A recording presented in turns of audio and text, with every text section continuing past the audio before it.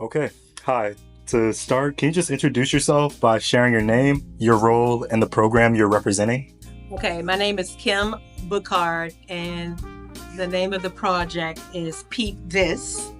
And PEEP THIS stands for Project Empowerment, Exposure, and Purpose. In my role, I am the founder and the CEO of the organization. It's a 501c3 organization that works with young people, children, and youth in the Ward 8 community of Washington, D.C. Perfect. And can you let viewers know which ward and neighborhood your program serves? PEEP THIS serves Ward 8. However, some of the students that I work with live in Ward 7, but primarily we're in Ward 8, the Washington Highlands community. Cool. And as you know, the rise in drug use, especially fentanyl and opioids, is a growing concern across the city, particularly in Ward 7 and 8.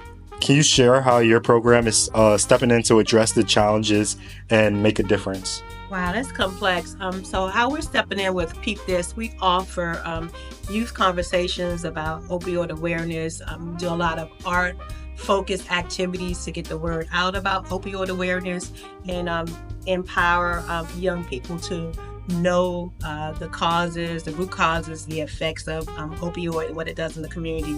And so what we're doing with the young people that we work with, they are able to then create art around their concerns that they see in the community as it relates to opioid misuse. And so what happens then, they'll take their artwork and they'll create that as a mechanism as a tool to share with their peers about opioid awareness. And also we are teaching them different things about opioids, so they become like ambassadors in their community. And again, they use their artwork, various forms of art, drama, art, music to get the message out. Perfect. And was there anything in particular that inspired you to create this program, and what makes you specifically passionate about working and helping youth in particular? Wow, it's interesting. What I created PEEP THIS because I've always mentored young people, and I'll say unfortunately, but fortunately, September was a year ago, I lost my employment, and I just couldn't sit at home and not do anything. And I'd been looking around for other employment. It was not panning out. And so mentoring young people in the community was always something that was on my heart to do. And so I live in the Washington Highlands community. In fact, I born and raised, grew up there. I'm a homeowner in the community. And when I leave out my home and I can see some of the effects of that opioid has had on our community, and it was only right for me in my mentoring efforts to also include opioid awareness, to teach young people misuse of opioid awareness, and also teaching how art can be used as social change. And so again, with the work that they do, they can use that work to empower, inspire, and educate their peers. Wow, so your experience was like truly like a blessing in disguise. It was a blessing in disguise because I've always wanted to do it. Like I said, I've been mentoring for a while, but when I lost my employment, it's like it was only right for me to do that. And the interesting thing about that, I always learned that my mother, who's passed away, would always say, just do what you love. Don't worry about the funds will come. And so I'm really fortunate to be a part of Transformers DC because it allows me to do what makes my heart smile as it relates to working with young people in the community. It's a beautiful message. Creating a safe space and a supportive space is critical.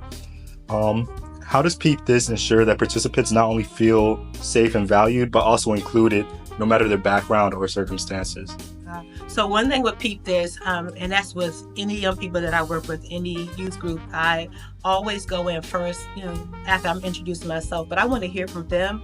And so when I'm able to go in and create that safe space for them, but also hear what their concerns are, hear what it is that they want. And so it's like, it's always worked out because it's not like I'm coming in and just like giving them a certain curriculum that they must follow, but I'm coming in and allowing them to build it as we go in some sense. So even like when I'm doing lesson plans, my lesson plans are based on what they would like to see in the community, what are some of the things that they're interested in. And so a lot of times I'm always getting art, I'm getting drama, so it allows me to go back and be creative to create those spaces. And then again, having a space in the community, because we're at Furby Hope Rec Center, and this collaboration came about because I was just in the community, actually going to vote that day, and I met a young lady that works here.